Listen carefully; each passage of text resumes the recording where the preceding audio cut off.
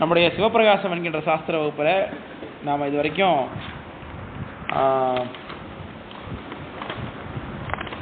59 பாடல் வரைக்கும் பார்த்துருக்கோம் தொடர்ச்சியாக. இதில் உண்மை அதிகாரம் பொது அதிகாரம் 2 பாடல் இருக்குது. அதில் பொது அதிகாரம் பார்த்துட்டு உண்மை அதிகாரம் தொடங்கியிருந்தோம். அது உண்மை அதிகாரத்தில் சென்ற வகுப்பில் 54வது பாடல் அறிவெண்ணில் வாயில் வேண்டாங்கிற பாட்டு தொடங்கி ஓரிடத்தில் இருத்தல் அந்த பாட்டு வரைக்கும் சென்ற வகுப்பு நம்ம பார்த்துருந்தோம். இந்த பாடலில் என்ன கருத்து இருக்குது அப்படின்னா, சென்ற வகுப்பில் பார்த்ததில் அறிவு எண்ணில் வாயில் வேண்டா அன்று எண்ணில் அவைதாம் என்னை அறிவதை உதவும் எண்ணில் அசேதனம் அவைதாம் எல்லாம் அறிபவன் அறியும் தன்மை அருளவன் எண்ணில் ஆன்மா அறிவிலது ஆகும் ஈசன் அசேதனத்தை அழைக்கிறானேனர். இந்த பாட்டு மூலமாகவும் இனி வரக்கூடிய 2 பாட்டு மூலமாகவும் உயிரானது அறிவுடைய பொருளா இல்லையா, அது எவ்வகையிலான அறிவுடையது என்பதை விளக்குகிறார். அதனால் அறிவுனா அது உயிர் அறிவுடைய பொருள்னு சொன்னால் அதுக்கு கருவிகள் தேவையில்லை இல்லையா. ஆனால் கருவிகள் துணையோடு செய்யுதுன்னா அப்போ கருவிகளுக்கு தான் முக்கியத்துவம், உயிருக்கு அறிவு இல்லைன்னா ஆகிடும். அப்படியான சில தடைவிடைகளோடு அதுக்கான விளக்கத்தை அதை சொல்லியிருந்தார். அடுத்தது ஆன்மாவினால் அறியக்கூடிய பொருள் எல்லாமே அசத்து தான் என்பதை சொல்லியிருந்தார். ஏன்னா சுட்டி அறியக்கூடிய பொருள்கள் எல்லாமே அசத்துனார். ஏன் சுட்டி அறியக்கூடிய பொருள் அசத்துன்னா, சுட்டி அறியக்கூடியது புலன்கள் தான். புலன்கள் ஒன்றை ஒன்று பற்றி தான் அறியும். ஆனால் இறைவன் வியாபக அறிவுடையவன், அவனை அறியணும்னா வியாபக அறிவோடு தான் அதை அறிய வேண்டும். அதனால் அது சிவபெருமான் அவன் அருளாலே அவன் தாள் வணங்கி, எப்படி சூரியனுடைய கரணங்களாலே சூரியனை பார்க்கிறோமோ அதுபோல் சிவபெருமானுடைய கருணையினாலே சிவபெருமானை பார்த்தால் தான் உண்டு, அப்படி இல்லைன்னா வாழ்க்கை வாய்ப்பு இல்லை என்பதனால அந்த விஷயத்தை அதில் பேசியிருந்தார். அடுத்தது அறியும் பொழுது எப்படி அறியும் என்று ஒரு விஷயத்தை சொல்லியிருந்தார். எவ்வறிவு அசத்து அறிந்தது எனில் உயிர் அறியாது, ஈசன் அவ்வறிவு அறியான் அல்லது அசேதனம் அறியாது, ஆவி செவ்விய கருவி கூடி தெரிவுறாது, அருளில் சேராது ஒவ்வொரு வகையது எனில் ஒளியிருள் ஒருங்குறாவே என்று சொல்லி உயிரும் இறைவனும் சேர்ந்து எப்படி உயிரை அறிவதற்கு சிவபெருமான் எப்படி உறுதுணையாக இருக்கிறான். கருவிகரணங்களோடு ஆன்மா சென்று சேராது, ஆனால் கருவிகரணங்களை ஆன்மாவை பொருத்தி இருந்து அறிவை நிகழ்த்தது சிவபெருமான் என்பதை இந்த காட்டில் சொல்லியிருந்தார். அடுத்தது உயிர் சார்ந்ததன் வண்ணமாம் தன்மையோடு சதசத்து என்ற பெயர் பெறுங்கிறத சத்து இது என்று அசத்து தான் அறியாது, அசத்தை அறிந்து சத்தறிந்து அகல வேண்டா, அசத்து இது சத்து இது என்று ஒரு சத்து இருள் ஒளி அலாக்கன் தன்மையதாம் அசத்தை சத்துடன் நின்று நீங்கும் தன்மையால் சதசத்து ஆமை என்ற உயிரான சதசத்து என்றதை, ஏன்னா அசத்தை அறிந்து கொண்டு இது நீங்கத்தக்க பொருள் என்பதை அறிந்து சத்துடன் நின்று அசத்தை நீக்கிக் கொள்வதனால இது ரெண்டையும் சார்ந்து நிற்கக்கூடிய தன்மையுடையதனால இதுக்கு சதசத்து என்று பெயர் சொல்லியிருந்தார். அடுத்தது ஆன்மா எப்படி உயிரை உலகத்தை அறியுதுனாக்க கண் ஒளி அந்த ஓமை மூலமாக காண்பித்திருந்தார். சூரிய ஒளி எப்படி உயிருக்கு அறியக்கூடிய கண்ணுக்கு பார்வை இருந்தாலும் இருட்டில் பார்க்காது, சூரிய ஒளி இருந்தால் தான் கண்ணு பார்க்கும். அதுபோல் உயிருக்கு அறியக்கூடிய தன்மை இருந்தாலும் சிவபெருமானுடைய சன்னதி இல்லைன்னா அங்கே அறிவு நிகழாது. அதுதான் அந்த பாட்டில் சொல்லி 58வது பாட்டு கண்ணொளி விளக்களித்து காட்டிடும். இந்த பாட்டுக்கு ஒரு ஓமை சொன்னது, என்ன ஓமை? முற்று உருவகம் கரெக்டாக அடிச்சிட்டீங்க. எப்படி எழுதி பரவாயில்ல, அட்லீஸ்ட் அதையாவது அவர் பக்கத்துலேயே அதே நோட்டில் வச்சிருக்காரு, அதனால சொல்லிட்டாரு. நீங்களாம் பெரட்ட ஆரம்பிச்சு அதில் அடிச்சிட்டாரு.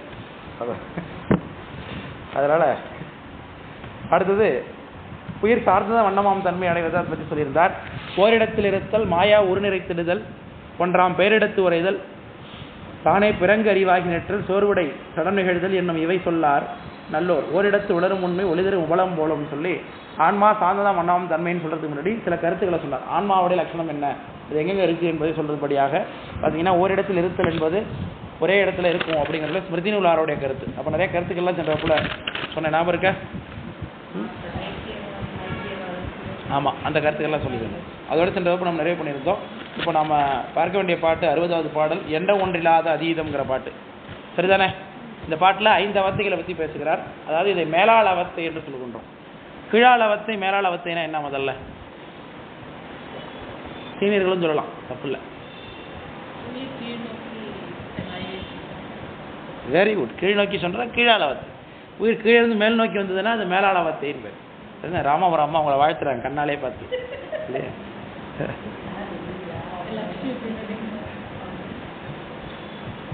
அதனால் கீழாளவத்தை அப்படின்னா உயிர் மேலிருந்து கீழே சென்றதுன்னா கீழாளவத்தை, கீழே இருந்து மேலே வந்ததுன்னா அது மேலாளவத்தைன்னு சொல்கிறோம். இப்போ ஒரு கீழிருந்து மேலே வரக்கூடிய உயிர் அப்போ என்ன செய்யும்? கருவிகரணங்களை விடுமா பற்றுமா? எப்படி பற்றும்? Very good very good very good. உயிரானது மொத்தம் எத்தனை கருவிகளோடு கூடி நிற்கும் நனவுநிலையில்? வெரி குட், 35 கருவிகளை கூட நிற்கும். என்ன சந்தேகமா? அதனால உயிரானது முதல்ல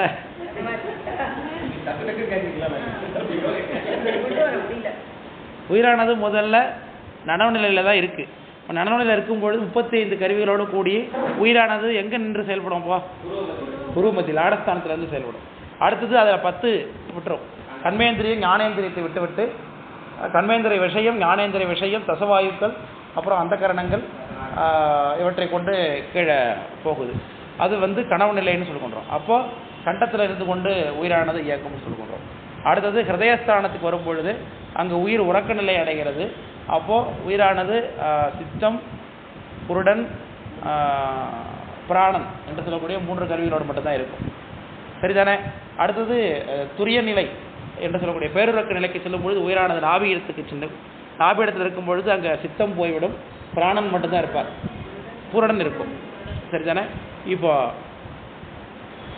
அடுத்தது துரியாதீத நிலை என்று சொல்லக்கூடிய உயிர்ப்பட நிலைக்கு செல்லும் பொழுது அங்கே புரோடன் மட்டும்தான் இருக்கும் என்று சொல்லுகிறோம். இதுதான் உங்களுக்கு தெரிஞ்ச விஷயம் இல்லையா? இப்போ கீழே இருந்து மேலே போகும்போது நாபிக்கு வரும்போது ஒரு கருவி வரும், அதுக்கு மேலே போகும்பொழுது இன்னொரு கருவி சேரணும், அதுக்கு மேலே போகும்போது மிச்சம் இருக்கக்கூடியவை சேரணும், அதுக்கு மேலே போகும்போது கடைசியில் உள்ள எல்லாமே சேரணும். இதான கணக்கு. இந்த கணக்கு தான் இந்த பாட்டை சொல்கிறார். ஆனால் நம்பர் மட்டும் வேறு வேறையாக இருக்குது. நான் படித்து நம்பரை சொல்கிறேன். அது எதனால் அப்படி சொல்கிறார் அவர்? தப்பா யார்? உமாவிசாச்சாரியார். உலகாயத்திலிருந்து வந்திருக்கேன். அதனால ஏன் அப்படி சொல்றாருங்கிறத நீங்க எனக்கு கண்டுபிடிச்சு சொல்றீங்க. அப்ப பெரிய கணக்கே இருக்கு இதுல. அப்போ இல்லையா? மத்தியானம் சாப்பிட்டதுக்கு வரை கணக்கு போட்டு வச்சா எப்படி இருக்கும்? அது மாதிரிதான் இருக்க போதும்.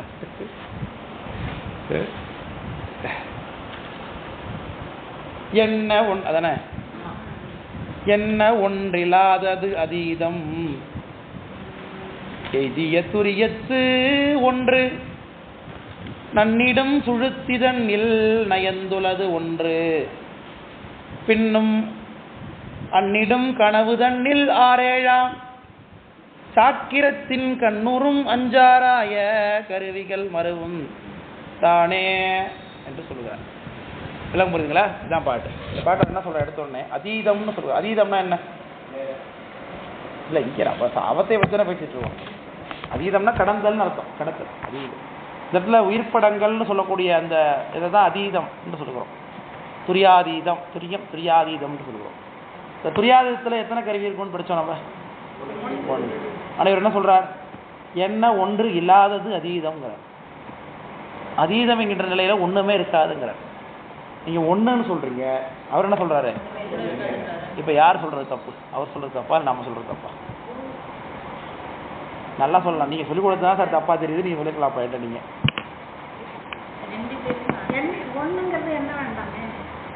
ஒன்றுங்கிறது என்னனாலும் அது ஒரு percent. Very good very good very good. Answer சொல்லிட்டாங்க. வேறு என்ன சொன்னீங்க? ஒன்று என்ன வேணாங்கிறது இவங்களோட ஆன்சர். அது ஆன்சர் கிடையாது. வேறு ஆன்சர் இவங்க சொல்லியிருக்காங்க. வேறு யாராவது சொல்லுங்க போது. புருடன்னா தத்துவம் முடிஞ்சிட்டேன்னு சொல்கிறேன். சரி, அப்போ புருடன்கிறது ஆன்மா தான். அது என்னது? தத்துவமா? தத்துவம் என்ற சொல்லுக்கு என்ன பொருள் ஆக்சுவலாக? இல்லை, அது பிளாசபி. நம்ம இங்கே கருவி. தத்துவம் என்பதற்கு நம்ம சொல்ல தத்துவத்துக்கு பேர் என்ன? கருவினா அது என்ன செய்யணும்? வேற வேற என்ன செய்யணும்? உதவியாக இருக்கணும். Very good very good. சரியான வார்த்தை, எதிர்பார்த்த வார்த்தை. உதவியாக இருக்க வேண்டும். கருவினா என்ன பண்ணணும்? அது உதவியாக இருக்க வேண்டும். யாருக்கு உதவியாக இருக்கணும்? அது உயிருக்கு தான் உதவியாக இருக்கணும்.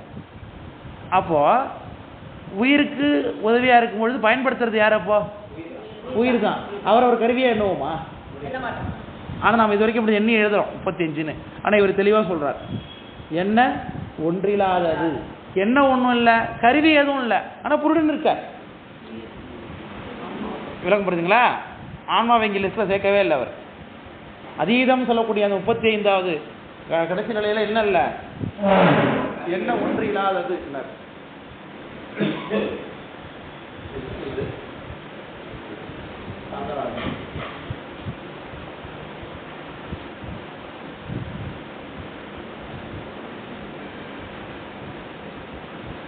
டயோடு எப்படி போடுவாங்கன்னா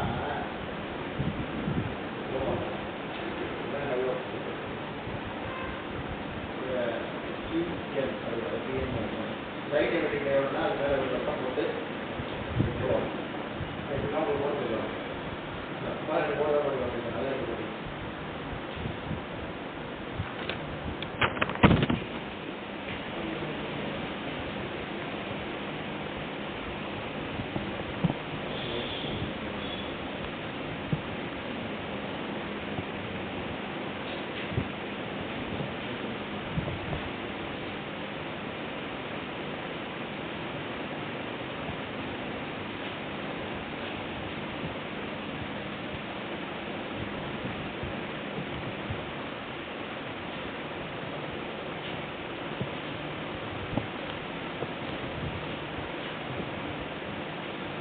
இந்த புராதாரத்தில் நமக்கு ஈர்ப்படங்கள் சொல்றாங்க. எத்தனை கை இருக்கிறாங்க? ஒன்றும் இல்லைன்றார். அப்போ கரெக்டாக பாட்டு என்ன பண்ணுறீங்க? 0. சரிதானே? அடுத்த பாட்டு என்ன சொல்றாரு அர்த்தம்?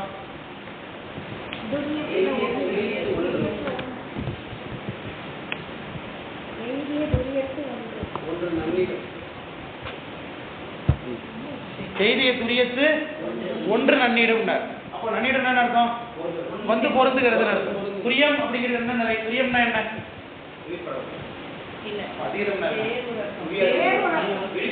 அதீதம் துரியதீதம் அப்படின்னா தான் அடுத்தது துரியம்ங்கிறார். இப்ப எங்க இருக்கும் உயிர்? அப்ப இங்க எத்தனை வருமா?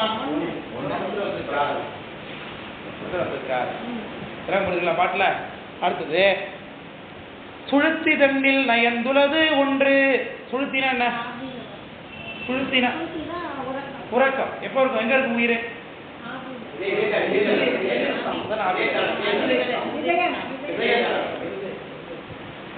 இப்போ ஒன்று வருதுன்னா ஆல்ரெடி எத்தனை இருக்கு? 1+1 எத்தனைங்க? 2 பேர் தான் அங்க இருக்காங்க. சரிதானே? அடுத்து என்ன பாட்டு? பின்னும் அந்நியிடம் கனவு தண்ணில் 6 7 எத்தனை? 6 7 42 தானே? தத்துவமே 36. நீங்க 48 சொல்றாரு. 13. 13 வந்து சேருதா? 13 எங்க? 13 பிளஸ் எத்தனை? 3. 2 பேர் இருக்காங்க ஆல்ரெடி.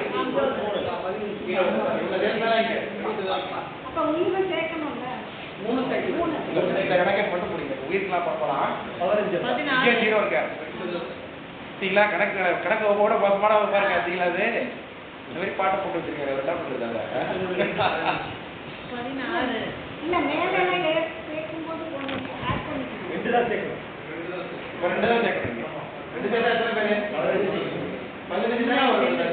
ஆனா இங்க எத்தனை இருக்கணும்? 25 தானே இருக்கணும். 15 தான் சொல்றாரு. இது 10ங்க. அதான் சார் இருக்குங்களா? தசவாய்களா? அது ஏன் சொல்லல அவரு? 6 7 மட்டும். Very good. அதான் யாரு கருவிகளே வரல. அது தசவாய்க்கல கருவிகளாக சொல்றோம். தசவாய்க்கல் தத்துவமா? அது தாத்விகம். அதனால இவர் எதை மட்டும் தான் ரிசர்ச் பண்றாரு? கருவிகளை மட்டும் தான் சொல்லிட்டு இருக்காரு. அதனாலதான் இங்க கூட சொல்லல. அதே மாதிரி நீங்க 6 7 + 13 சொல்லி விட்டாரு. கணக்கு தெரிஞ்சாதான் ஓடலாம். அந்த பாட்டுக்கு பொருள் என்ன தெரியலப்பா. கணிதத்துல நீங்க மேத்தமெட்டிக்ஸ்ல ஒரு டிகிரி வாங்கினாலும் இந்த பாட்டு. அப்போ 15 தான் கணக்கு வருது. 10 அவர் சொல்லவே இல்லை. அப்படி என்ன அர்த்தம்? தசவாய்கள். அது சேர்த்து என்ன சொல்றோம்? 10 = 25.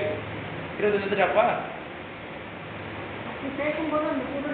அப்போ புரண கணக்கு. அப்ப இங்க இப்போ இவர் கண்டல் கணக்கு இல்லை. இப்போ புரண சேர்த்தா என்ன? ஏன்னா இங்க நேரம் போடுறது 25 வராது. இப்போ எதுல ஒரு மிஸ் வராதுங்க? 25 வந்துருச்சு. லேட்டா போய் நமக்கு 6 + அந்த இடத்துல நம்ம வந்து என்ன ஆரம்பிக்கல. ஆனா அதுக்கு அடுத்து வரும்போது அந்த 1 சேர்த்து 2 தான் சொன்னாங்க. இல்ல புரியல. ஆதியில வரும்போது கணக்கெல்லாம் போட்டு பண்ண வச்சுருந்தேன் கரெக்டாக. இப்போ வந்து 13 பேர் இருக்காரு வச்சுக்கோங்க. எத்தனை கணக்கு சொல்றாரு? எத்தனை பேர் சொல்றாரு? ஆமா 13 சொல்றாரு. ஆமா 12 வரும்.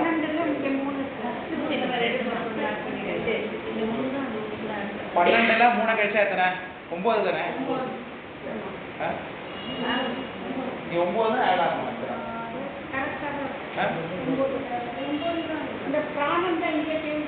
ஆமா வெரி குட் கரெக்ட். அதுதான் நம்ம மிஸ் பண்ணிட்டோம். இந்த பிராணம் தான் இங்கே இருக்காரு. சேர்த்து கணக்கு போட்டோன்னா தப்பா இல்லை. 3 என்ன கூடாது. அப்போ 9 தான். இதுதான் இப்போ ஏன்னா பிராணம் இங்கே ஆல்ரெடி இருக்காரு. அவர் திரும்ப நம்ம போய் 10 + சேர்த்தோம்னா எத்தனை ஆயிடுச்சுப்பா? 36 ஆயிடும். அப்போ இங்கே 9 தான் சேர்க்கணும். ரசவாயுக்கள்ல 9 பேர் தான் இங்கே விட்டு வந்துருக்கு. கீழே பிராணனோட தான் இங்கே வந்திருக்காரு இவர். அதனால கரெக்டாக பிடிச்சிங்க. அப்போ இங்கே 10 தான் பெரியப்பா. 13 + 9 21.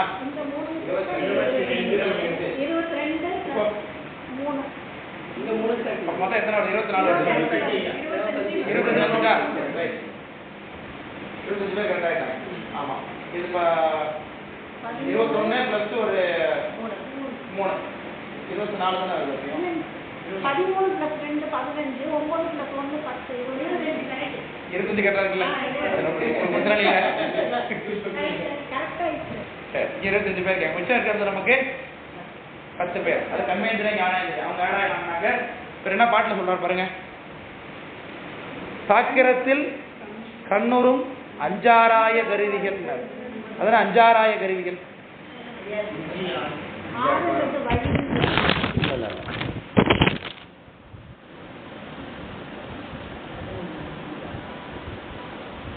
5 + அதுதான் என்னன்னாக்க இந்த புருடன் நம்ம இங்கே எப்படி நமக்கு 25 வர முடியும்? 24 தானே கணக்கு. அது வந்து இந்த ஒன்று அந்த ஊர்ல 2ல ஆட் ஆயிடுது இல்லையா? அப்போ 2 தானே சேர்த்தா தானே 35 நமக்கு. இவர் சொல்லும் பொழுது 35 கணக்கு தான் சொல்றாரு. இவர் ஆக்சுவலா ஒரு 34 சொல்லல சொல்லும் பொழுது 35 தான் சொல்றாரு.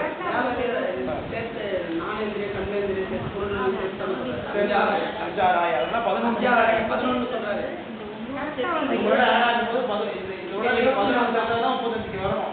இங்க 24 தான் இருக்கும். இங்க 1 25 3 வராது. இங்க 2 தான் ஆட் பண்ணுங்க. என்ன சொல்றீங்க?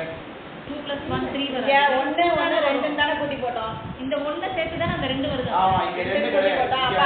ஆமா இது 1 + 1 ஆக்சுவலா. ஆமா இந்த 1 நமக்கு ஆட் ஆகும். ஆட் ஆகும். அப்ப இங்க 22 ல 2 தான் ஆட் பண்ணனும். 22 + 2 தானே. ஆமா 13 + ஃபர்ஸ்ட் இருக்காங்க. 3 வராது. சரி ஃபர்ஸ்ட் என்ன போடுவாங்க?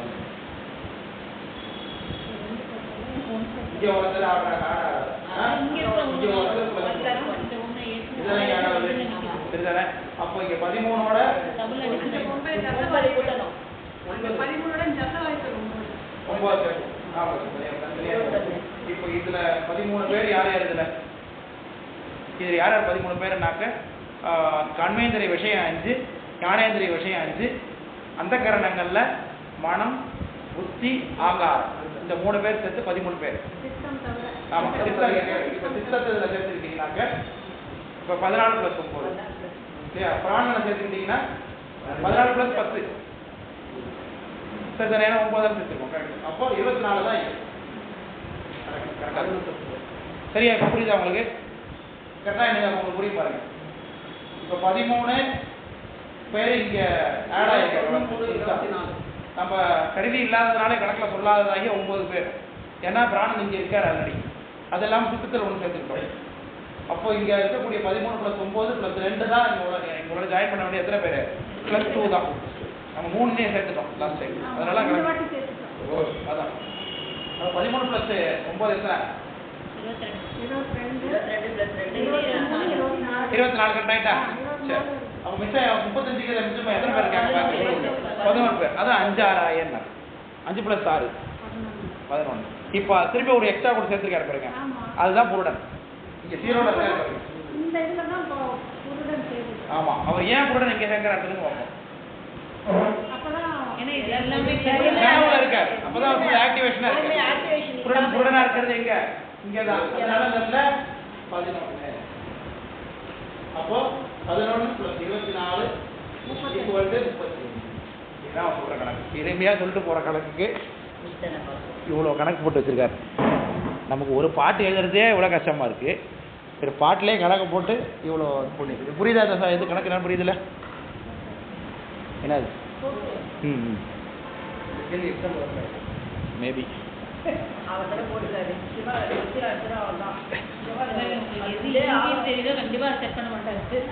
இல்லை அதெல்லாம் சிவபிரகாச கொஸ்டின் எடுக்கணும் தான், இதை எடுத்துருவோம், அவ்வளோ கவலைப்படாதீங்க. இது 20 மார்க்கில் வச்சுருவோம் கணக்கு. இதில் வரும் கணிதத்தை போட்டு காட்டுக.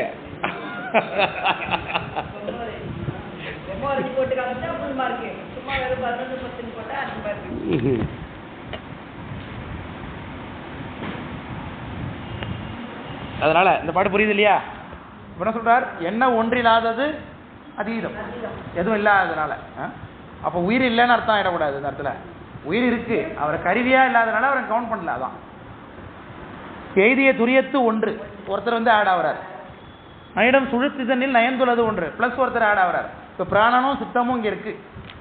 மேலே பின்னும் அன்னிடம் கனவுதனில் 6 7, 6 + 7 = 13, 13 + 2 ஃபஸ்ட்டு 15, சரிதானே? 15 ப்ளஸ் சேர வேண்டிய தசவாயுக்கள் 9 பேர் சேர்த்தோன்னா 24 பேர். கேலி ஆகிட்ட கணக்கு இப்போ. சரி, அதோட கூட நமக்கு இப்போ கண்மேந்திரியம் ஞானேந்திரியம். அவர் என்ன சொல்கிறாரு? சாக்கிரத்தின் கண்ணுறும் 5 கருவிகள். அது என்ன கண்ணூரும் 5 கருவி? ஏன் கண்ணூருங்கிறாரு? வேற வேற இல்லை இல்லை வேற வேற வேற கண்ணூரும் சக்கரத்தின் கண்ணு 2 வேற்றுமை உருவம் வந்துருமே. அப்போ பெயர் ஐயால் கூ இன்னது கண்ணு இல்லையா? இன்னும் உரும்பு கண்ணும் உருவாயிடாதா? கண்ணு கண்ணூரும் இடத்துல கண்களுக்கு தெரியக்கூடியதாக உறுப்புகள்னு அர்த்தம். வேற ஒன்று கண்மேந்திரியா ஞானேந்திரியா கண்ணுக்கு தெரியறது இல்லையா? கண்மேந்திரியங்கள் கண்ணு மூக்கு வாய் செவி கண்ணுக்கு தெரியுது. கண்மேந்திரியம் கை கால் விசர்க்கம் ஜனனம் அதெல்லாம் தெரியல நமக்கு. கண்ணுக்கு தெரியக்கூடியதாக கருவிகள்னு அர்த்தம். அதான் காட்சிக்கு உட்பட்ட கருவிகள்.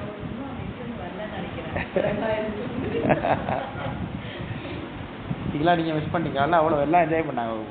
உலகாயம் இதை வராதவங்களை வெறுப்பை சொல்லப்படுதான்.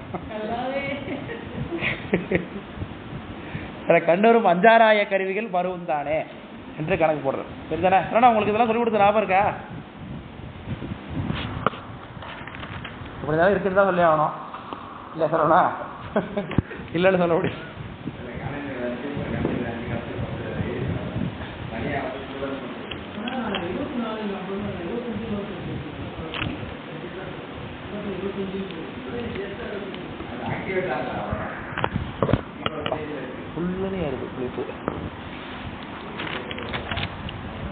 சரி, அடுத்த பாட்டு போலாமா?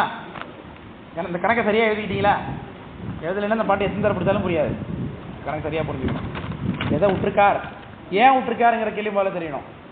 இப்போ ஏன் அதை வந்து இங்கே 0ன்னு சொன்னார், அங்கே ஏன் 13 தான் சொல்லியிருக்காரு அப்படின்னு தெரியணும்னா அது கருவிகள் இல்லை, அது தத்துவம் இல்லை, தாத்விகம்ங்கிறதுனால இங்கே எதை மட்டும்தான் லிஸ்ட் கணக்கில் சொல்கிறாரு?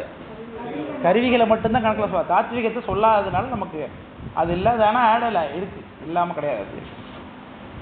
அப்போது ஒரே விஷயந்தான், நம்மளை எப்படி வேறு ஆங்கிளில் நம்மளை புரிய வைக்கிறார் பாருங்க. ஒரே விஷயம் இது. இப்போ இது வரைக்கும் சஞான போதமாக இருக்கட்டும், சஞான சித்தியார் ரெண்டுத்துலையுமே இந்த டாபிக் எடுத்து அலசி காயப்பட்டாச்சு. இந்த அவத்தைகளில் கருவிகள். இப்போ இதில் புதுசாக எண்ணத்தை அலச வைக்கலாம் நமக்கு அப்படின்னு ஒரு யோசிச்சு சொல்லி வச்சிருக்காரு. இதை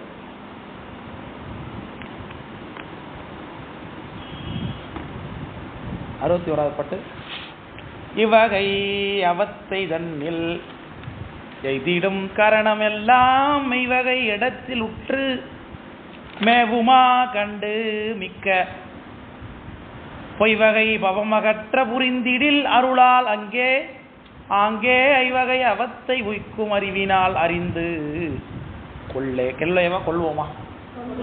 கொள்ளை அறிந்து கொள்ளே என்று சொல்லுவார். சரி, இந்த 5 அவத்தைகளை பற்றின விஷயத்தை சொல்ற உண்மையில தெரிஞ்சு இப்படியாக இவ்வகையான அர்த்தம்.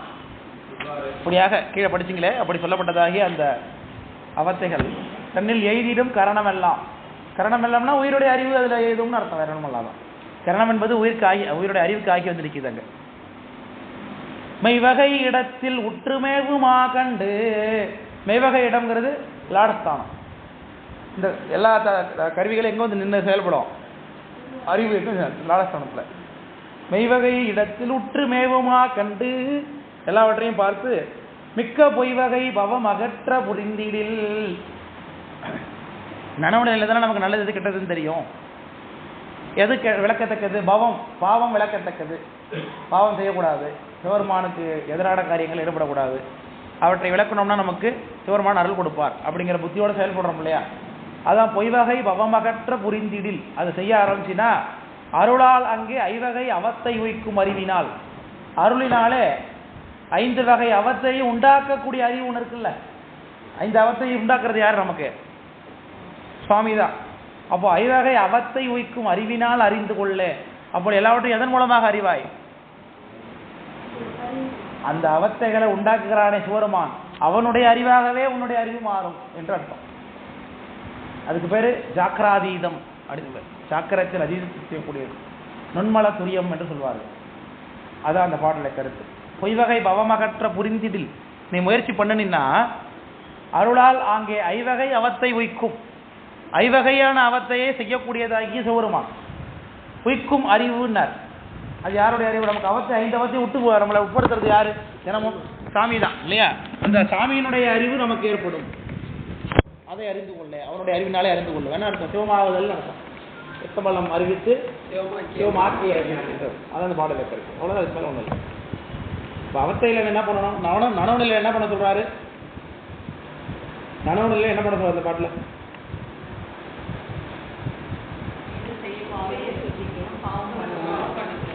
எது பாவம்னு அறிந்து விளக்கணும், எது புண்ணியம்னு சென்று சேர வேண்டும். இதுதான் நம்ம நனவு நிலையை செய்ய வேண்டிய காரியம். இந்த பாட்டில் அதை சொல்லியிருக்காரு. அடுத்து ஜாக்கிராதீதம்னா என்ன அப்படிங்கிறத சொல்றாரு. இப்போ ஏன்னா ஜாக்கிராதத்தின் கீழ் இந்த வார்த்தை வந்துட்டு பார்த்தீங்களா? இப்போ நான் கீழே சொல்லியாச்சு. அறிவினில் அறிந்து கொள்ள. என்ன அறிவினில் அறிந்து கொள்ளணும்? ஐவகை அவத்தை உய்க்கும் அறிவுன்னார். நமக்கு 5 அவத்தையும் உண்டு பண்றது, நம்ம தூங்க வைக்கிறது யாரு? சாமி தான். நல்ல வேலை நான் சொல்லிடாதீங்க வகுப்புல.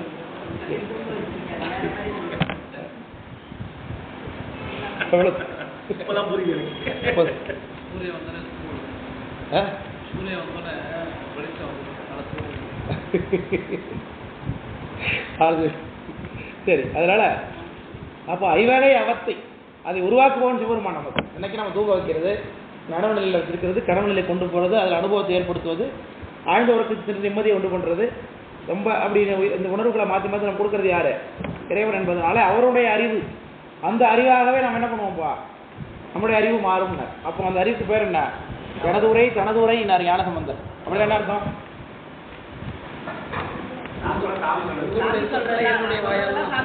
சாமி சொல்லு. என்னுடைய உரையெல்லாம் யாருடையதா? சாமி.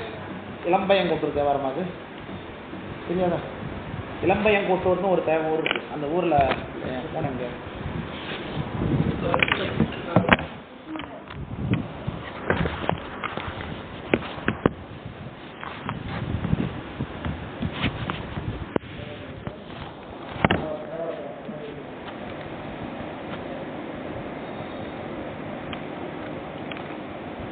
இளம்பையங்கோட்டூர் எங்க இருக்கு தெரியுமா? தெரியாதா? அது தொண்டநாட்டுத்தலம் தாங்க. அது எளிமையாங்கோட்டூர்னு சொல்லுவாங்க. அப்போ அதை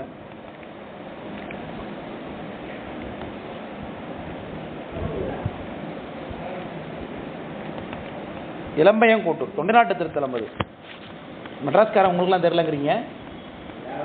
காஞ்சிபுரம் பக்கத்தில் இருக்கு. வேற எந்த பேர்? தேவார பேர் இளம்பையங்கோட்டூர். அது தெரியாம அப்படி இருப்பீங்க எல்லாரும். எளிமையாங்கோட்டூர்னு சொல்லுவாங்க. அதை எளிமையாங்கோட்டூர். இந்த ஊருக்கு நீங்கள் இந்த ஊர் ரொம்ப கிறிஸ்துவ ஆக்கிரமிப்பு இந்த ஊரில் அதிகம். கோயிலை சுற்றி கிறிஸ்தவர்கள் தான், சர்ச்சு தான் அங்கே இருக்கும். உள்ளே போனால் வழிபாடெல்லாம் பண்ண விட மாட்டாங்க அப்படிலாம் சொல்லிட்டு இருந்தாங்க இடையில கொஞ்சம் கூட. அந்த ஊரில் சாமி பாடுறார்.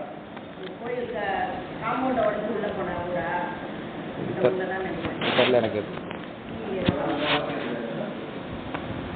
மலையினார் பருப்பதம் துருத்திமார் பேரு மாசிலா சீர்மறை காடு நைத்தானம் நிலையினான் எனதுரை தனதுரையாக நீரணிந்தேருகந்தேரி நிமலன் கலையினார் மடப்பினை துணையோடும் துயில காணலம் படைபுல்கி கணமையிலாலும் இளையனார் பைம்பொழி இளம்பையங்கோட்டூர் இருக்கையா பேணியின் எழில்கொள்வது இயல்பே அப்படின்னு பாட்டு ஞானசம்பந்த தேவாரம். ஒவ்வொரு தேவாரத்துலையும் எனதுரை தனதுரை எனதுரை தனதுரை எனதுரை தனதுரைன்னு சொல்லியிருப்பார் சாமி தேவாரத்தில். குறிஞ்சி. ஆமாம் ஆமாம், அவருடைய வாயிலேருந்து வர்றது எல்லாமே அவருடையது தான் அப்படிங்கிற அர்த்தம். குறிஞ்சி மலையினார் அதானே.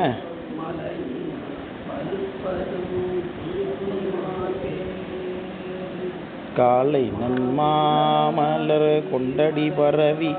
சரி, ஆமாம், அதை என்ன சொல்றார்? எனதுரை தனதுரையினர் அப்படின்னு என்ன அர்த்தம்? இவருடைய வாயிலிருந்து வர்றது எல்லாமே யாருடைய உரையா? சுவாமியுடைய சொற்களாக இருக்கிறது என்று சொல்கிறார் ஞானசம்பந்தர். இளமையை கொடுத்து தேவாரம் சொல்கிறார். அதேமாதிரி பழுதிலிறை எழுதுமொழி தமிழ் விரகன் அப்படின்னு தன்னை சொல்லிக் கொள்கிறார்.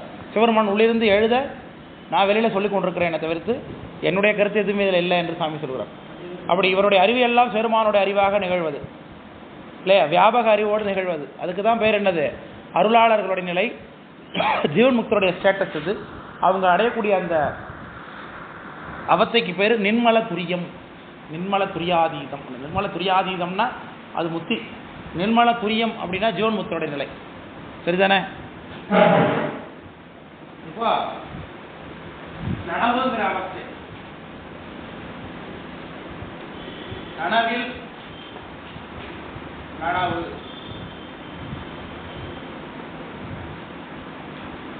நனவில் கனவு, நனவில் புரியும்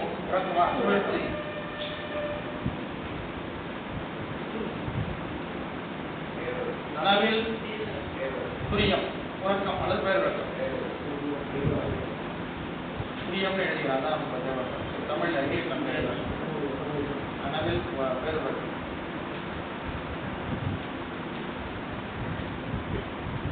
நனவில்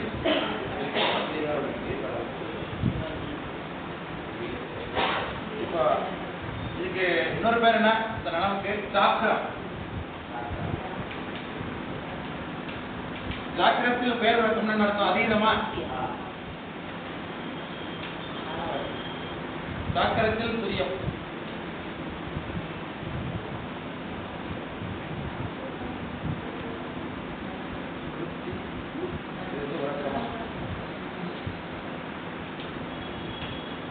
ஜாக்கிரத்தில் துரியம்,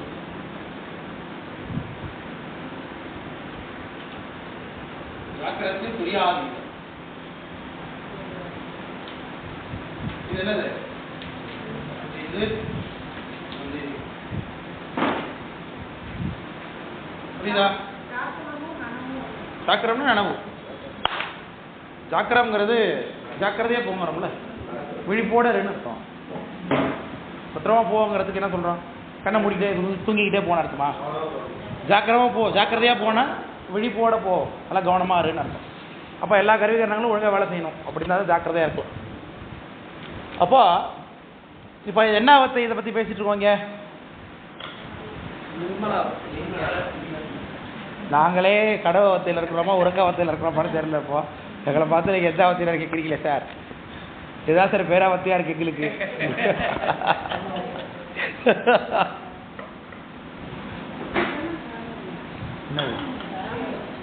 காரியாவத்தை தான், அது இல்லைன்னு சொல்லலை. எழுதி போட்டிருக்கிறது எந்த அவத்தையை பற்றி? அத்தியாராவத்தை.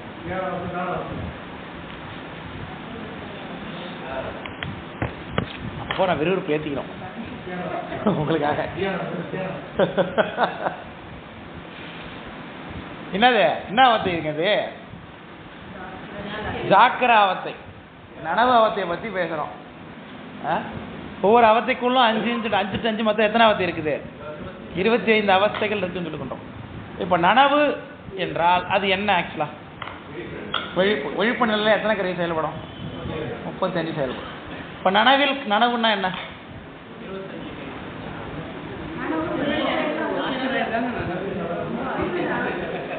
நனவில் கனவுன்னா கலந்துரு. நனவில் கனவுனா என்ன? முழிச்சுக்கிட்டே கனவு பண்ணுறது. Very good.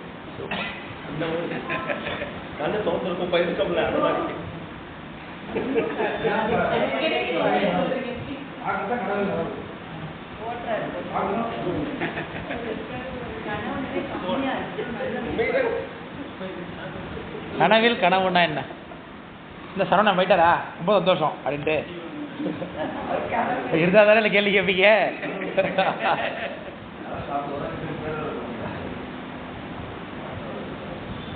கனவில் கனவுனா என்ன சொல்லியாச்சு உங்களுக்கு கட்டுறது இதெல்லாம். எப்படி அது?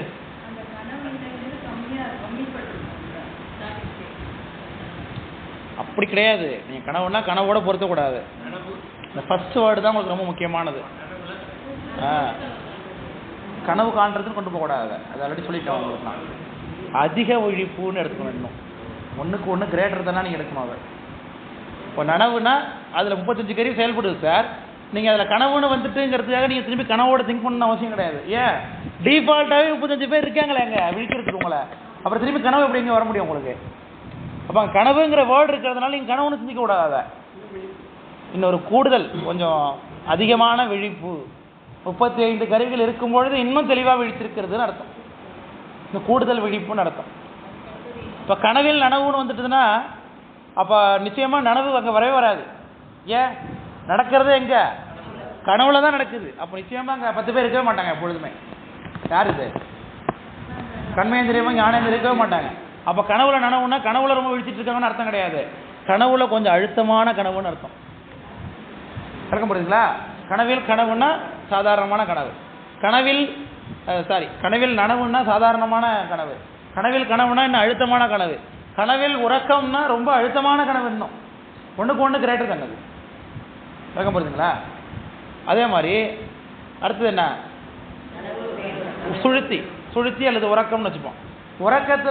உறக்கத்தில் விழிப்பு அல்லது சுழுத்தியில் ஜாக்கிரம் அப்படின்னு நீங்கள் வச்சுக்கிட்டீங்கன்னாக்க தூக்கத்தில் ஒரு தூக்கம், நல்ல தூக்கம் அப்படின்னு அர்த்தம்.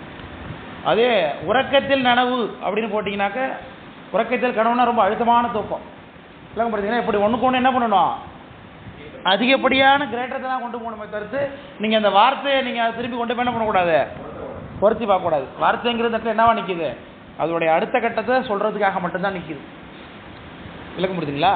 அதுபோல் இப்போ நனவுன்னு ஒன்ஸ் இருந்துட்டாலே அங்கே எத்தனை பேர் இருக்கான்? 35 பேர் இருக்காங்க. அங்கே பொழுது அங்கே நிச்சயமாக திரும்ப என்ன வராது? கனவுங்கிற ஒரு நிலையோ உறக்கம்ங்கிற நிலையோ இல்லை வேற ஒரு நிலையோ என்ன ஆகுது? இது ரெண்டும் வரல அப்படின்னாக்க என்ன அவருக்கு வராது? என்ன அவருக்கு இல்லைன்னு அர்த்தம்? மயக்கம் இல்லை. Very good. வேற என்ன தெளிவாக சொல்லலாம்? இப்போ அந்த நனவுன்னு வந்தாச்சு. நனவுனா எத்தனை கருவி இருக்குன்னு சொல்கிறோம்?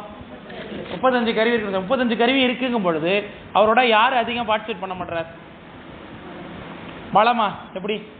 Very good. Right answer. Right. எப்படி? இப்போ அறிவு நிகழ்வுது இல்லையா? இப்போ ஆணவமலத்தை நைட்டு தூங்கும்போது முழு ஆணவமலம் மூடி இருந்தது. இப்போ நமக்கு ஆணவமலம் இல்லையா? இருக்கு. ஆனாலும் இப்போ இந்த உலகத்தில் வாழக்கூடிய அளவுக்கு நமக்கு என்னவா இருக்கு? ஆணவமலம் நீங்கி நிற்கிது. இப்போ காரணம் 35 கருவி கூட வச்சிருக்கார் இவர். விளக்க முடியுதுங்களா? ஆனால் 35 கருவி கூட இருந்தாலும் கூட நமக்கு எவ்வளவு தூரம் விழிப்பு தான் இருக்குங்க. இங்கே இதுக்கு இந்த ஆண்டை எனக்கு தெரியாது. இதுக்கு பின்னாடி எனக்கு தெரியுதா? இதுக்கு பின்னாடி எனக்கு தெரியுதா? எனக்கு இதுக்கு முன்னாடி உள்ளது மட்டும் தான் தெரியும். பார்வைக்கு மட்டும். ஸ்மெல்லாக இருந்ததுன்னா இந்த ரூம்குள்ளே ஸ்மெல் அடிச்சுன்னா எனக்கு தெரியும். ரொம்ப ஹெவியாக அங்கே இருக்குதுன்னா சுற்றி இருக்கிற அந்த வட்டாரத்தில் உள்ளது எனக்கு தெரியும். பேசுறதுனாங்கன்னா வெளியில் இருக்கிற அந்த ஹாரன் சவுண்டு எனக்கு கேட்க முடியும். அதுக்கு மேலே கேட்க முடியாது. இது எங்கள் ஊரில் எங்கள் வீட்டு கொலையில் இப்போ எங்கள் வீட்டில் உள்ள மாடு என்ன செஞ்சிட்டு இருக்கு அப்படின்னு என்னால் தெரிஞ்சுக்க முடியுமா? அப்போ இல்லை. அப்போ நம்ம 35 கருவி இருந்தாலும் நம்மக்கிட்ட என்ன இல்லைப்பா? அறிவு நிகழக்கூடிய தன்மை இருந்தாலும் முழுமையான அறிவு நிகழக்கூடிய தன்மையோடு நிற்கிறோமா? இல்லை. அப்போது நனவுலேருந்து ஒரு நனவு அப்படின்னு என்ன அர்த்தம்? கொஞ்சம் அதிகப்படியாகுது விழிப்பு. விளக்கம் புரியுதுங்களா? இந்த கருவிக்காரங்களை வைத்துக்கொண்டு என்ன பண்ணுறோம்? கருவிக்காரங்களை அப்டேட் பண்ணுறீங்கன்னு அர்த்தம். எதன் மூலமாக அப்டேட் பண்ணுவீங்க? சுவாமி சிந்தனை என்ன சேர்றதுனால அப்டேட் ஆகும்? திருவருள். கருவிகரணங்கள் என்னவா ஆகணும்? பதிகரணமாக மாற ஆரம்பிக்கணும். திருவருள் சேர சேர என்ன ஆகும்? ஒரே கண்ணு தான். அந்த கண்ணு என்ன ஆகுது? ஒளிபடைத்த கண்ணாக மாறும். ஒளிபடைத்த கண்ணினாய் வா வா வா, உறுதி கொண்ட நெஞ்சினாய் வா வான்னு பண்ணாரா பாரதிதாசனா? பாரதிதாசன் பண்ணாரு, பாரதியாரா பண்ணாரு, பாரதியார் தான் பண்ணார். சும்மா கேட்டு பார்த்தேன்.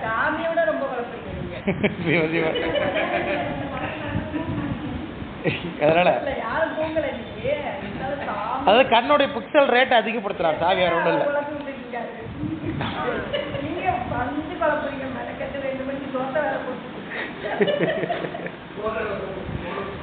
இந்த கண்ணுக்கு ஒரு குறிப்பிட்ட ரேஞ்ச் வரைக்கும் தான் நம்மளால பார்க்க முடியும். அந்த பொருள் மீது ஒளி இருக்கிறத பொறுத்து தான் பார்க்க முடியும். சுஜாதாட்ட ஒரு கேள்வி கேட்டான் ஒருத்தன், கட்டுறதும் பட்டுறதும்னு ஒரு கேள்வி பதில் இல்லை, நம்ம கண்ணால் அதிகபட்சமாக பார்க்கக்கூடிய தூரம் எதுன்னு கேட்டான் அவர்கிட்ட. நம்ம உடனே பார்ப்போம், எங்கேயாவது தூரமாக பார்த்தா எவ்வளோ தூரம் பார்த்தா தெரியும் நமக்கு. ரொம்ப டிஸ்டன்ஸ் எதுவும் இல்லைனாக்கா, இடையில எதுவும் பொருள் இல்லைனாக்கா இந்த 9 தூரத்தில் இருக்கிறவர் கூட ஒரு புள்ளியாக தெரியறதுக்கு வாய்ப்பு இருக்குது நமக்கு. அவ்வளோதான் நமக்கு பார்வை நம்ம திங்க் போனோம். அவர் வேறு மாதிரி திங்க் பண்ணி சொன்னார், இந்த தூரத்தை எவ்வளோ தூரம் நீங்கள் பார்க்குறீங்க, கடலில் போய் பாருங்கள், தூரமாக கப்பல் தெரியுது, அது கூட உங்களால் பார்க்க முடியுது. அப்படியே அண்ணாத வானத்தை பாருங்கள், எத்தனையோ கோடான கோடி ஒளியாட்டு தூரத்தில் இருக்கிற நட்சத்திரம் உங்கள் கண்ணுக்கு தெரியுது இல்லையா. அப்போ கண்ணுனால இவ்வளோ தூரம் தான் பார்க்க முடியும்னு கிடையாது. நீங்கள் பார்க்கக்கூடிய பொருள் மீது எவ்வளோ ஒளி இருக்கிறதோ அதை பொறுத்து கண்ணினுடைய பார்வை அமையும்னு பதில் சொல்லிட்டாரு. அவன் தானே பொருளோட ஒளியை பொறுத்து நம்மளுடைய பார்வை. வானத்துல நிலா தெரியுது, நம்ம இந்த தரையில ஒரு பொருள் கிடக்கு கீழே அப்படி பார்க்குறோம், தெரிய மாட்டுது. ஆனால் அதை பார்த்தா நிலா தெரியுது. அவ்வளோ தூரத்தில் இருக்கிற ஒரு பொருள் நம்ம கண்ணுக்கு தெரியுது, இங்கே இவ்வளோ தூரத்தில் இருக்கிற பொருள் தெரிய மாட்டேதுல எல்லாரும் தப்பா. அந்த பொருள் மேலே உள்ள ஒளியை பொறுத்து தான் அது நமக்கு தெரியும் அப்படின்னு சொல்கிறாங்க. இப்போ நம்ம என்னது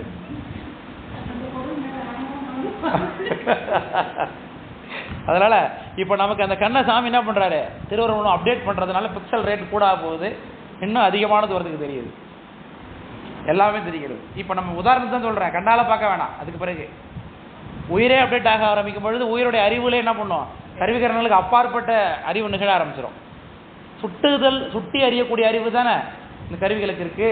சுட்டி அறியக்கூடிய அறிவுலேருந்து உயிரோடைய அறிவு என்ன ஆகும், வியாபக அறிவை கொஞ்சமாக டெவலப் ஆகிக்கிட்டே இருக்குது. இப்போ கிட்டத்தட்ட நனவில் உறக்கம் கிட்டத்தட்ட அந்த நிலைக்கு அவங்க போயிட்டாங்கன்னா, இவங்கெல்லாம் சித்த புருஷர்கள் மாதிரி தான். இங்கேருந்து கொண்டு உங்கள் வீடு தெக்க பார்த்துருக்கா, ஆமாம், உங்கள் வீட்டுக்கு ஏற்ற ஒரு குளம் இருக்கா, ஆமாம் அப்படின்னு கேட்டாங்கன்னாக்க அவங்களாம் கிட்டத்தட்ட அந்த மாதிரி இருக்காங்கன்னு வேணால் ஒத்துக்கலாம், உண்மையாக இருந்தால் இல்லையா. ஏன்னா அவங்களால ஓரளவுக்கு அனுமானிக்க முடிகிறது இல்லையா, அருள் அவங்களுக்கு ஓரளவுக்கு அசப்படுகிறது. உபாசனா சக்தி இருந்ததுன்னா அது குறித்து குறுக்கேக்கெல்லாம் போகிறாங்கல்ல, மந்திரம் வைக்கிறது, தந்திரம் வைக்கிறது, தாயத்து கட்டுறது, பேய் ஓட்டுறது, அதெல்லாம் இன்றைக்கு வெத்தலையில் மை தடவி பார்க்கறது, அது சரி.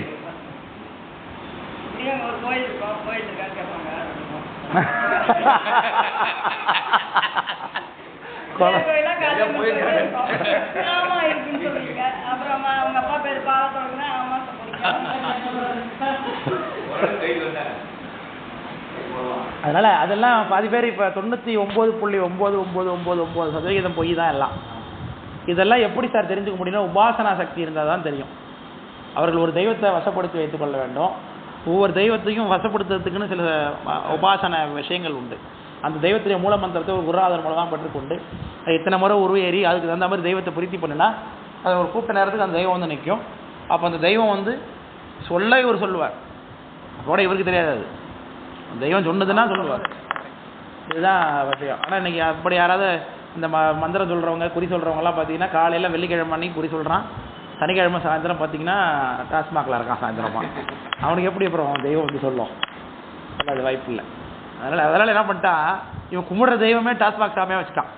அதுக்கு நீ வரும்போதே ஒரு பாட்டிலோட தான் வரணும், அதுதான் இதுக்கான காணிக்கை அப்படின்னுறான். அதை வச்சாதான் அது குறி சொல்லணுன்னாங்க. என்ன பண்ணுது, நமக்கு தேவையான நமக்கு ஆகிப்போச்சு, சாமிக்கு தேவையான சாமிக்கு ஆகிப்போச்சு அப்படின்னு இன்னைக்கு போயிட்டு இருக்கு. பார்க்குறோம் இன்னைக்கு ஃபேஸ்புக்கிலலாம் டிவியில் விளம்பரம் கொடுக்குறாங்க, அவர் கடைக்கு போகிற வேலை இருந்துச்சு, டிவியில் விளம்பரம் கொடுக்குறாங்க. உங்களுக்கு குடும்பத்தில் பிரச்சனையா, உங்களுக்கு வியாபாரத்தில் தோல்வியா, காதல் தோல்வியா, இதெல்லாம் போடுறான். டிவியில் வருது. இந்த லோக்கல் சேனலுக்கு 90க்கு மேலே பொண்ணு வச்சிங்களேன், ரிமோட்டில் பார்க்கலாம் எல்லாத்தையும். அப்படிங்களா, போயிட்டு வந்துட்டீங்க அப்போ.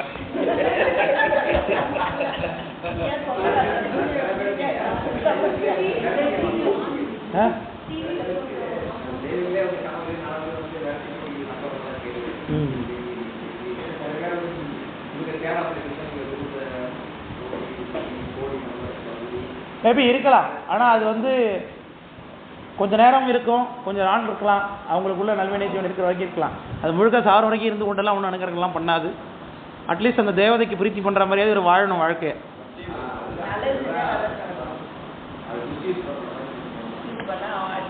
முதல்ல காசு சம்பாதிக்க கூடாது ஃபஸ்ட்டு வைத்து கொண்டு.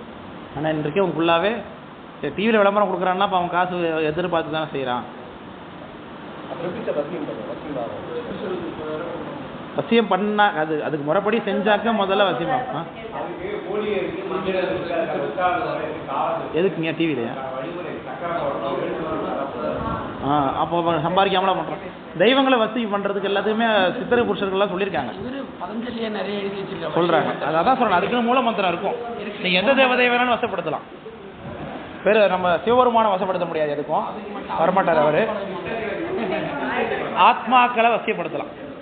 அதாவது ஆத்மாக்கள்னா தேவதை, சூத்திர தேவதையும்பாங்க, சிறு தேவதைகள்னு சொல்கிறோம் இல்லையா.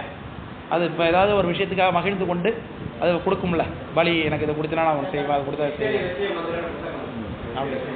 அது மாதிரி மூலமந்திரம் சொல்லி இத்தனை சமிதிகளால் ஹோமம் பண்ணுறது, இதை செய்கிறது, அதை செய்கிறது. அதே மாதிரி எந்த தெய்வங்களை வசியப்படுத்தணும்லாம் இருக்குது. ரெண்டாவது நாள் எல்லாத்தையும் வசியப்படுத்திட்டு அது இஷ்டத்துக்கெல்லாம் வந்துட்டுனாலும் அதெல்லாம் இருக்க சொல்லுகிறார்கள். அதனால் அந்த அளவுக்கு மனிதர்கள்ட்ட இப்போலாம் பொறுமை கிடையாது, தவ சிந்தனை கிடையாது, வற்புறுத்தி வாங்க. தவம் இல்லாத எதுவும் பண்ண முடியாது. முக்கியமாக இல்லறத்தில் இருக்கிறவனால தவம் பண்ண முடியாது. முக்கியமாக என்ன தவம் பண்ண முடியாதுன்னா, இல்லறத்தில் இருக்கிறவனால சிவத்தை நோக்கி தவம் செய்யலாம். நாம் செய்கிறோம், திருவேந்திரத்து ஜபம் பண்ணுறோம், பெருமான் நோக்கி முக்தி வேண்டி விண்ணப்பம் பண்ண வரோம், இது நம்மளால செய்ய முடியும். ஆனால் இதுவே ஒரு தேவதையை வசப்படுத்துறதுக்காக ஒரு தவம் பண்ணணும்னா இல்லறத்தில் உள்ளவனாலும் செய்ய முடியாது.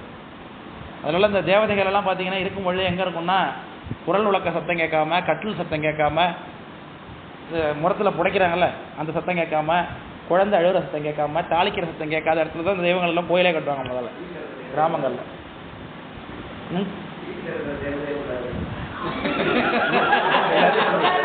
புரியல என்னன்னு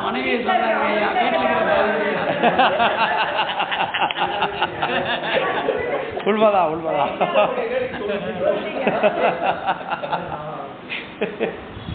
வீட்டில் இருக்கிற தேவதை நம்மளை எங்கே விடுறதே சரியா?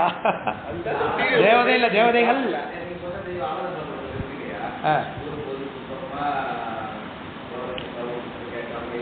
இதுதானே பிடாரி அம்மன் தானே, குதிரையில் சீட்டில் எழுதி கட்டுவாங்களே, அது எங்கேயாவது மாறி போயிடும். அடுத்தது நான் நீங்கள் வந்துட்டீங்களா, நான் போயிடுறேன்டான்ட்டு சாமிக்கு அது கிளம்பி போயிடும்.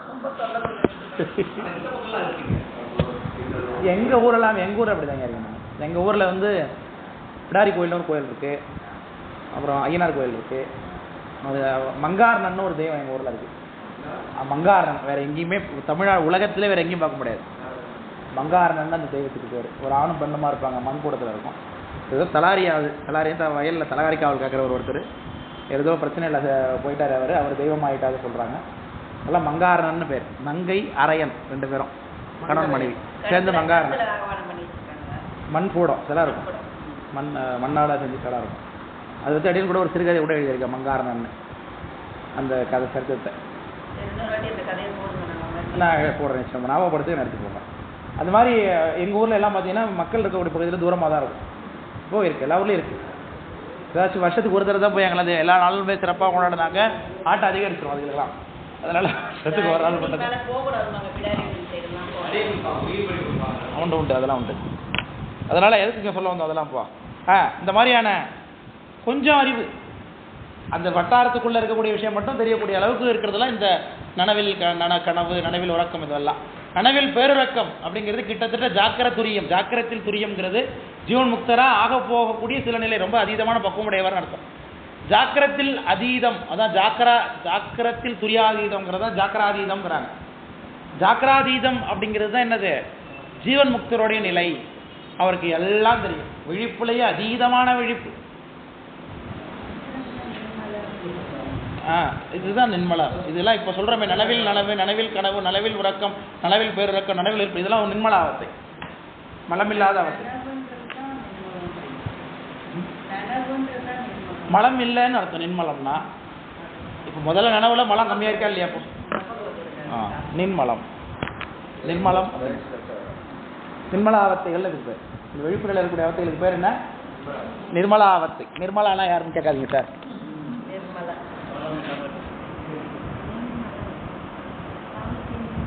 ஆமாம், நின்மலான்னு பேர்.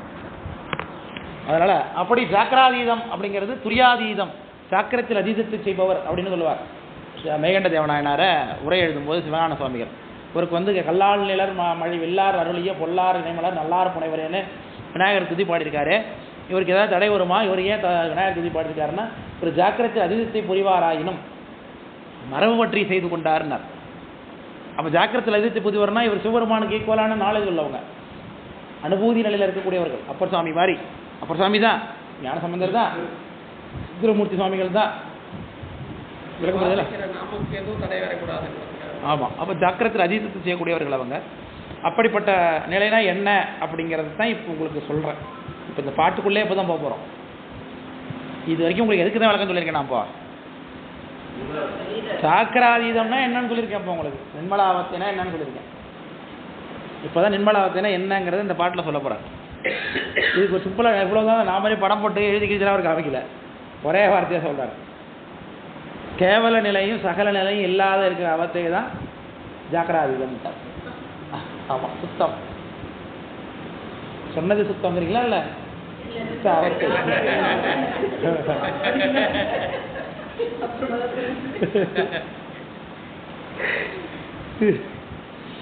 நிக்கமில் அதீதம் மாசு நிறைந்த கேவலமா நீர்மை சக்கிரம் கலாதி சேர்ந்த சகலமாம் தன்மையாகும்.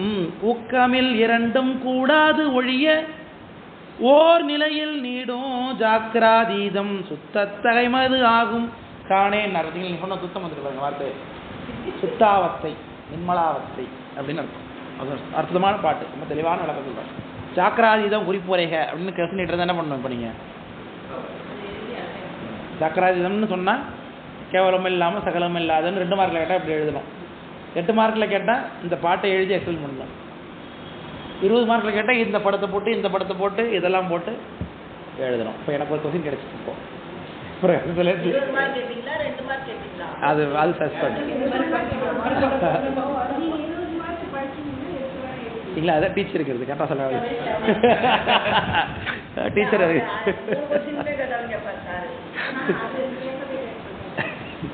அதனால நிக்கமில் அதீதம் அப்படின்னா என்னன்னு சொல்ல போறார். நிக்கமில் அதீதம் அப்படின்னா மாசு நிறைந்த, அப்ப அதீதம் என்பது மாசு நிறைந்தன்னு எடுத்துட்டு போக கூடாது பாட்டை.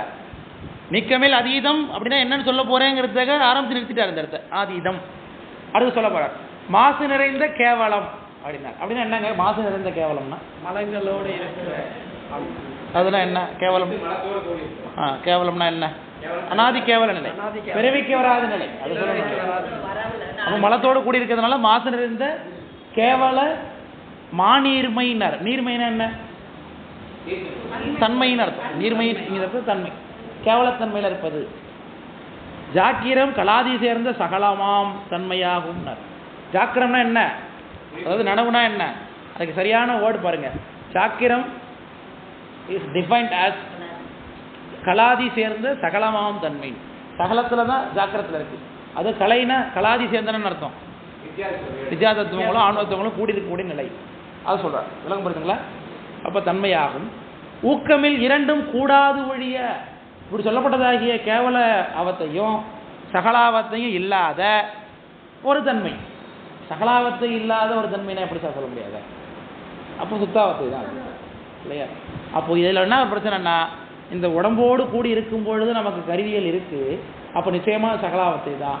ஆனால் சகலாவத்தையில் இருக்கும் பொழுதே துரியாதீதத்துக்கு போகிறதுங்கிறதுனால தான் என்ன சொல்கிறாங்க அந்த இடத்துல ஜாக்கிரத்தில் துரியாதீதம் என்று சொல்லுவாங்க. இப்போ இந்த கருவிகரணங்களாகிய பிரார்த்த கர்மா இருந்தாலும் கூட அவர்கள் என்ன பண்ணுவாங்க, அந்த ஜீவன் முக்தரங்க நிலையை அடைந்து பதிகரணமாக மாற்றிக்கொண்டு அதீதமான நிலையில் இருப்பார்கள். அதான் சொல்லுகிறார், ஊக்கமில் இரண்டும் கூடாது ஒழிய ஓர் நிலையில் நீடும் ஜாக்கிராதீதம் சுத்த தகைமையது ஆனே என்று ஆகுந்தானே என்று சொல்கிறார்.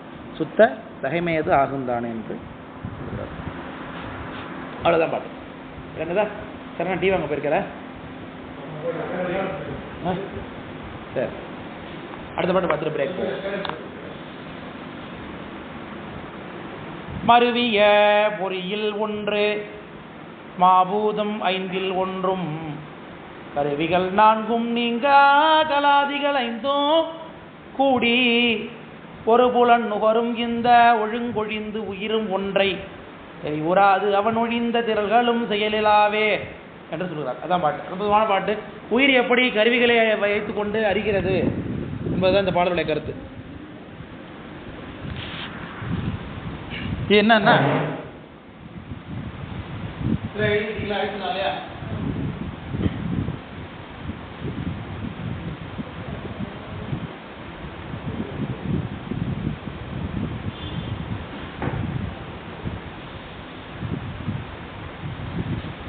பாட்டு என்ன சொல்றார்? மறுவிய பொறியில் ஒன்றுனார். பொறினா என்ன?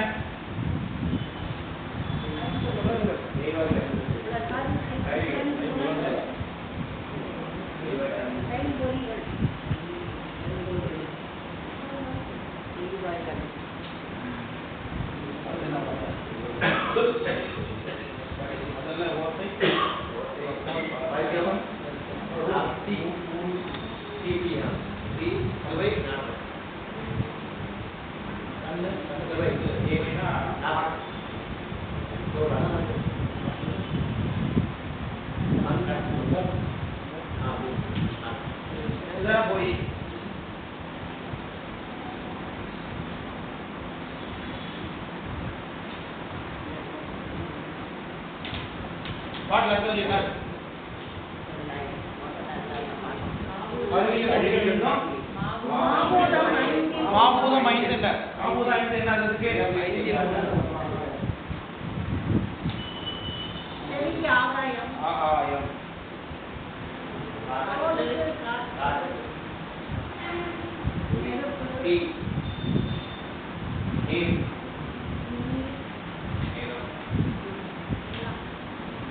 இதுதான் உங்களுக்கு முதல்ல ரெண்டு வரி. சரிதானே? அடுத்த வரி பாருங்க. கருவியில் நான்கு கருவிகள் என்ன?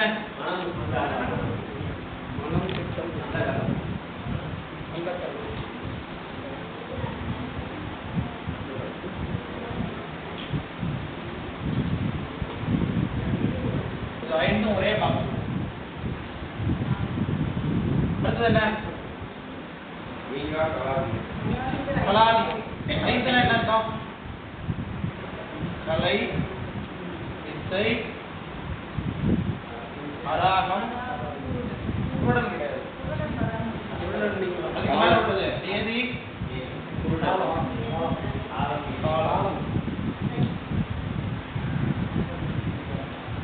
ஏன் சார் இந்த மாய இருக்குல்ல? வெரி, இதெல்லாம் மாயோட காரியம் தான். இப்போ இதுல என்ன சொல்ற, இந்த பொறிகள் எல்லாம் எப்படி ஒன்றை ஒன்று அறியும்? இந்த விஷயங்கள் தான் அறிஞ்சாகும். இந்த பொறி எதை அறியும்? இந்த பூதங்கள்லாம் ஏதாவது ஒன்று தான் அறிய முடியும் இல்லையா? கண்ணால பார்க்குறோம். இப்போ கண்ணு வேலை செய்யணும்னா என்ன பண்ணும்? ஃபர்ஸ்ட் கண்ணு வந்து தீயை பற்றி இருந்து அது நேரா இந்த மனபுத்தி சித்த ஆங்காரம் இதை பற்றி அங்கிருந்து நேரா ஐந்து தத்துவங்களை பற்றி உயிருக்கு அறிவு நிகழ்த்தும். அறிவு. அதே மாதிரி தோல்னா தோல் காற்றை பற்றி கொண்டு அகைன் இதில் முடியும். செவிங்கிறது ஆகாயத்தை பற்றி கொண்டு இதில் வந்து முடியும். நாக்குங்கிறது நீரை பற்றி கொண்டு கூடிய அறியும். மூக்கு என்பது மண்ணை பற்றி கொண்டு அறியும். மற்றதெல்லாம் பொது அறியும் பொழுது நீங்க செவியிலாக அறிந்தாலும் உங்களுக்கு நான் இந்த 4 பேர் தேவைப்படுவோம். இப்போ உங்களுக்குலாம் ஹெல்ப்லெஸ் இவங்க. ஆனால் செவினால ஒன்று அறிவிங்கன்னா ஆகாயங்கிற பூதம் பொருத்தி இருக்கும், இந்த மனமுத்தி ஆகார சட்டம் பொருத்தி இருப்பாரு.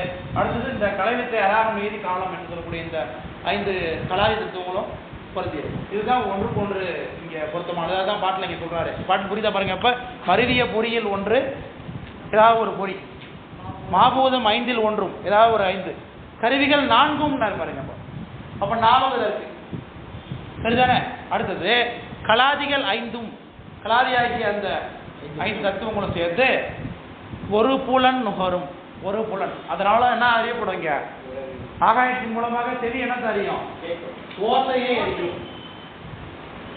அதே மாதிரி தோல் ஸ்பரிசத்தை அறியும்,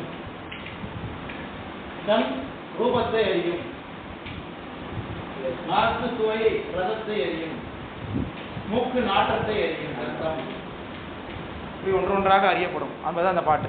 அப்போ ஒரு புலன் நுகரும் இந்த ஒழுங்கு ஒழிந்து உயிரும் ஒன்றை தெரிவுறாது. உயிர் என்ன பண்ணாது? இந்த ஒழுங்கு தவிர்த்து வேற எதையும் அறிய முடியாது. இந்த ஆர்டரில் தான் உயிர் என்ன பண்ணும், அறியும். இது இல்லாமல் அறிய முடியாது. முக்கியமாக இன்னொரு ஆள் என்ன இருக்கார் அதில், எல்லாத்துலேயும் இவங்கெல்லாம் பார்ட்டிசிபேட் பண்ணாலும் கூட இன்னொருத்தர் பார்ட்டிசிபேட் பண்ணணும். அது யார்? ஆன்மா தான் அறிகிறார். வேற சாமி அவன் ஒழிந்த திரள்களும் செறியூரா செயலில் ஆவேனார். சிவருமாட்டத்தெல்லாம் செயல்படுத்தலைன்னா இப்போ அந்த லைட் இருக்கு, லைட்டுக்கு சப்ளை இல்லைன்னா அது வேஸ்ட் தானே. அது மாதிரி உள்ளிருந்து இயக்குவதற்கு ஒரு சக்தி வேணும். அந்த கருவிகள்லாம் இயக்குவதற்கு போக பொருளாக சாமி கூட இருக்கணும், போகப்படுத்தணும். இருந்தால் தான் அதனுடைய வேலை நடக்குங்கிறது இந்த பாடலில் சாமி விளக்குகிறார். அதான் உயிர் பேர் அணிக்கிறது. அதோட இந்த அமர்வை நிறைவு செய்து கொள்வோம். ஒரு தேநீர் இடைவெளிக்கு பிறகு பார்ப்போம். இந்த தேநீர் வருதா, இதெல்லாம் வந்துடும், வந்தோடனே குடிச்சு